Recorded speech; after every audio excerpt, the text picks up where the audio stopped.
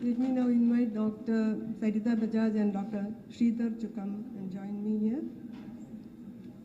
The next speaker is Dr. Sarita Bajaj.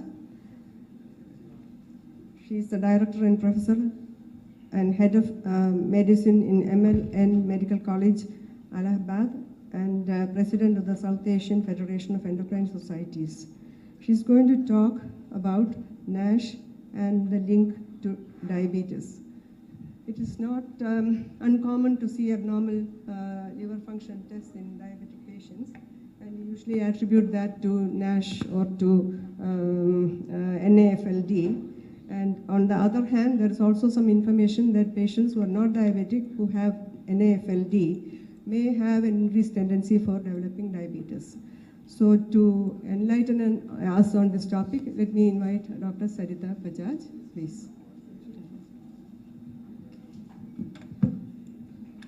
I'm sorry, I'm getting stuck here.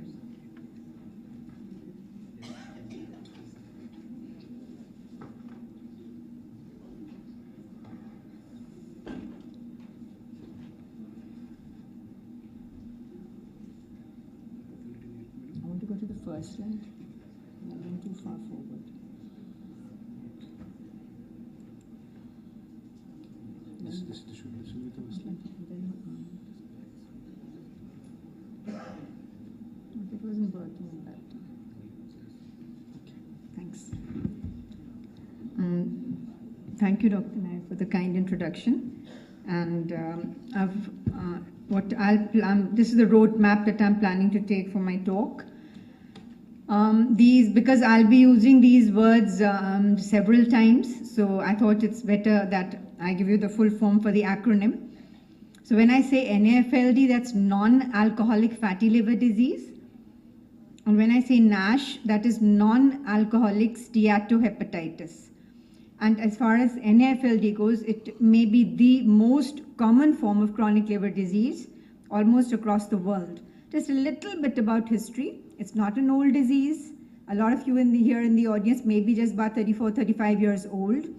And it was 20 patients who were evaluated by Ludwig. The liver biopsy will look just like alcoholic hepatitis, but it's not no alcohol intake, but there's a specified amount of alcohol intake, slightly different in men and women. But there is no other liver disease. 90% were obese, 75% has raised triglycerides, and 50% had diabetes. Now these, if you go into the nitty-gritties of the definition and the words that are used for definition, we have NAFLD, NAFL, then NASH cirrhosis, cryptogenic cirrhosis, and then we have an NAS, that is NAFLD activity score. So because I'm not talking about NAFLD per se, I've just told you, I'll be confining myself to those two words, that is NAFLD and NASH. But these pictures here will categorize basically what is the difference between NAFLD when you get steatosis. In other words, more than 5 to 10% of the hepatocytes will show you macrosteatosis.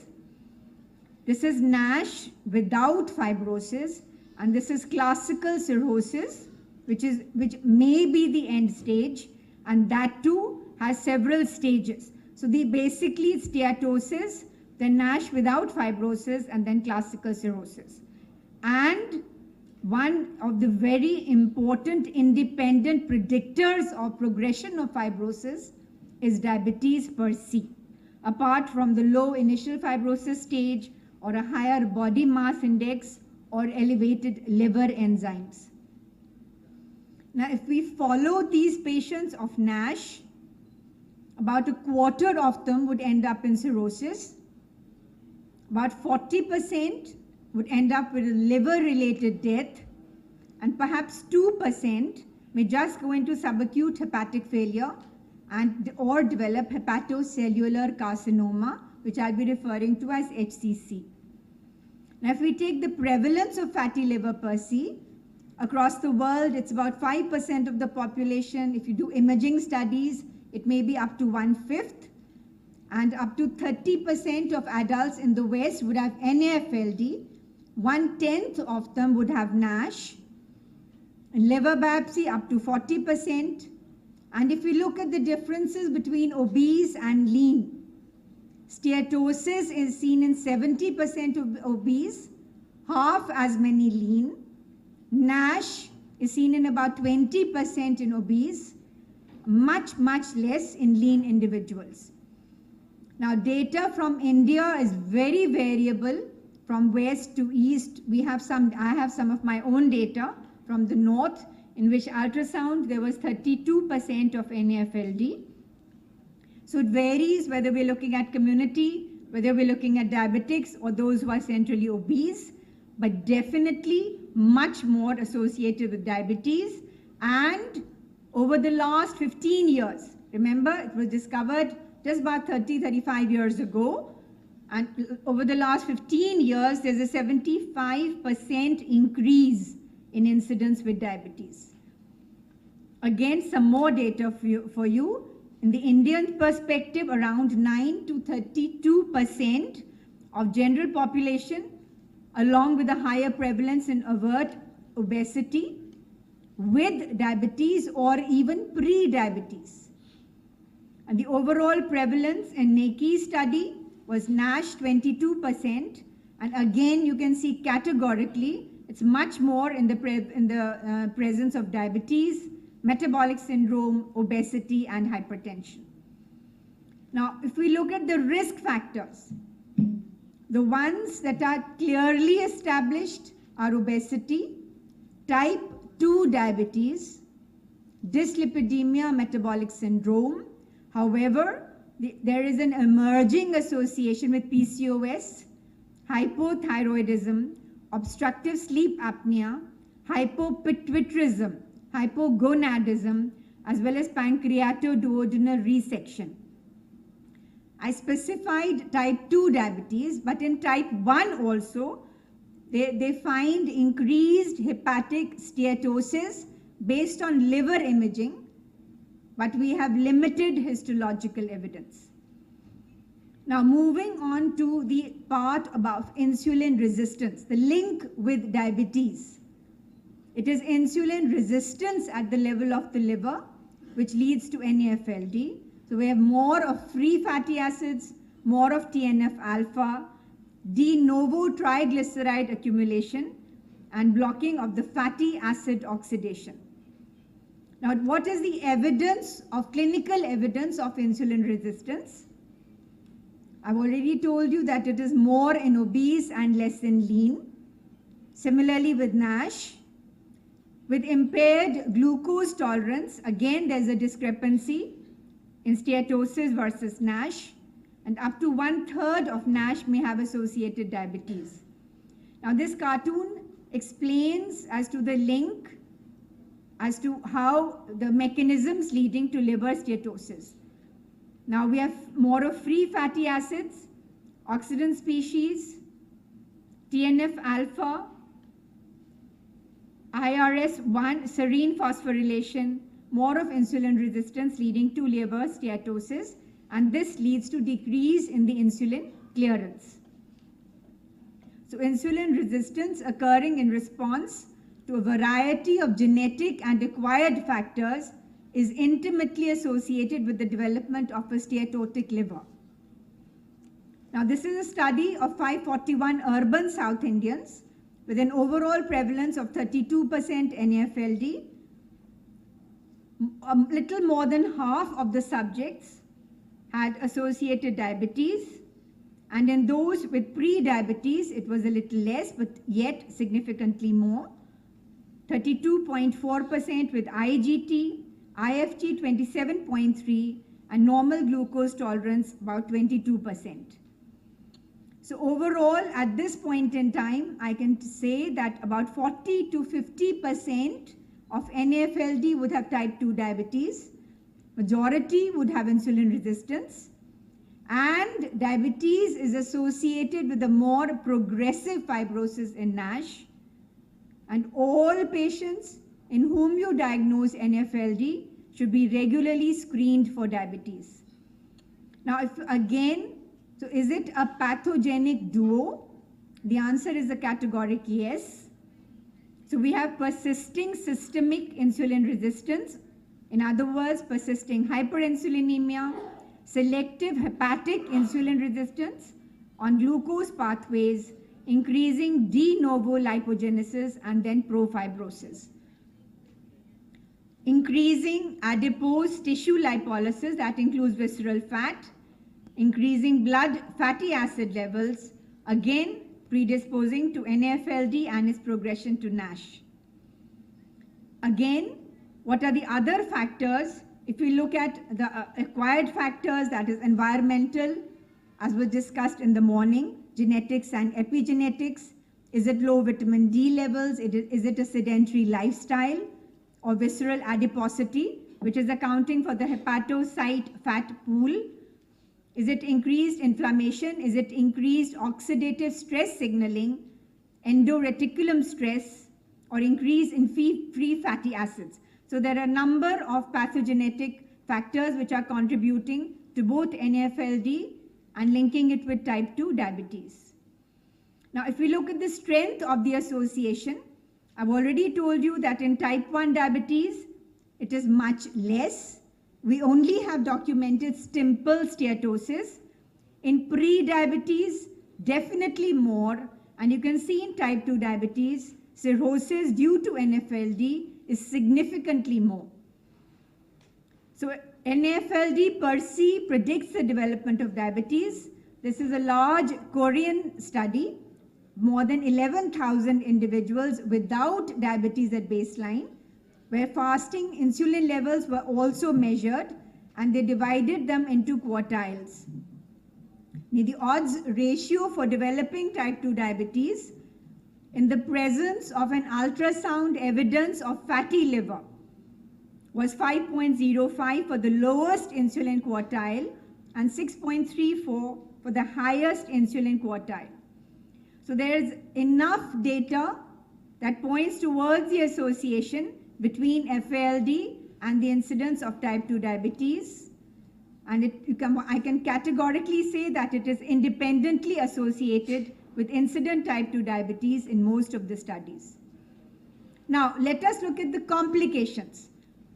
Are the complications only because of diabetes, or does NAFLD also contribute to micro and macrovascular complications? Yes, it has been associated with a greater prevalence both in type 1 and type 2. There is a greater risk of coronary artery disease with NAFLD, even without the presence of diabetes. So again, this is a large study of 3,000 unselected patients in type 2, a smaller series in type 1. The prevalence of coronary artery disease, cerebrovascular disease, and PVD, peripheral vessel disease, was remarkably higher in patients with NAFLD. Even CKD, which is a well-recognized determinant of long-term morbidity and mortality in liver transplant recipients, was found to be higher, including microalbuminuria. There is also a higher prevalence of diabetic retinopathy in patients with diabetes who also have NAFLD. Now, if we take the association of these comorbidity and I review the observational data, again, we have principal observational studies, enough of them, which is linking NAFLD to CVD morbidity and mortality. So it is independently associated with increased risk of fatal and non-fatal coronary events. And if we look at the factors, the non-traditional risk factors, they are common to both, whether it's metabolic syndrome, CKD, hyperuricemia, homocystinuria, hypovitaminosis D, decreased adiponectin, chronic inflammation, hypercoagulability, and impaired fibrinolysis. So as NASH progresses to cirrhosis, the risk of increased CVD is impending. So much so that we can say that non-alcoholic fatty liver disease perhaps is a new and important cardiovascular risk factor. So how are they linked? Again, we go back to this cartoon. So basically more of free fatty acids, increase in the inflammatory cytokines, decrease in adiponectin, and greater insulin resistance, predisposing to all the factors which I have just discussed in the earlier slide and predisposing to cerebral and coronary vessel disease. Now, do we have evidence for that? Whether NAFLD predicts the risk of incident CVD events? This is a large cohort of type 2 diabetes. The baseline characteristics of the control subjects and case subjects were similar. At the results, 219 of 384 individuals had non-fatal coronary artery disease, 44 non-fatal ischemic stroke, and 121 CV deaths. So the increased incidence of CVD is established. However, this association appears to be independent of a broad spectrum of risk factors, which suggests that NAFLD alone is an independent risk factor. And though we are making a diagnosis of NAFLD by looking at the liver enzymes, in this particular study, the majority of their patients did not have elevated liver enzymes. So therefore, there is now growing evidence which suggests that NAFLD is not merely a marker of CVD, but may also be involved in its pathogenesis. Interestingly, there is a link between cancer and NAFLD in patients with diabetes. Again, a large meta-analysis. The risk for hepatocellular carcinoma is significant in diabetics as compared to non-diabetics, even after we have adjusted for age, smoking, and BMI. Now, the other associations are with cognitive impairment, bacterial sepsis, as well as mild cardiac dysfunction. So now, if a patient has NAFLD and diabetes, how should they be managed? Number one, lifestyle intervention will be common to both. Which are the drugs that we will choose? And then the third option is bariatric surgery.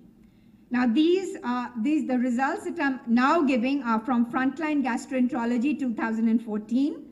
That if we look at the pyramid, we look at lifestyle modification, we would target the components of metabolic syndrome, we would direct liver-directed pharmacotherapy, and then later manage the complications of cirrhosis. Now if you look at just diet, if there is more than 7 or more than up to 10 or less than 10% even loss of body weight, there will be reduction in the steatosis, ballooning, as well as hepatic inflammation. Just by dietary modification, if we add aerobic exercise to that, it will also improve the insulin sensitivity, as well as improvement in the liver enzymes and reduction in the liver fat. Now, orlistat, which is an enteric lipase inhibitor, improves the enzymes and steatosis. Bariatric surgery, we know, is one of the most effective measures to produce weight loss. I will just take 2 more minutes. We can use pioglitazone. We can use vitamin E. So the first line would be metformin. There is enough data on metformin. Second line, pioglitazone. Third line, GLP-1 analog. And then fourth line, but remember that insulin would lead to weight gain, which could be detrimental. There are some newer drugs also, for example, sitagliptin, which has been tried. But if you look at the practical prescription, metformin will be number 1. I would like to conclude by saying that it is the most common cause of chronic liver disease. Obesity, a very important contributing factor. The relationship between diabetes and FLD, as I've shown you, is complex. Just remember that overfeeding causes fatty liver.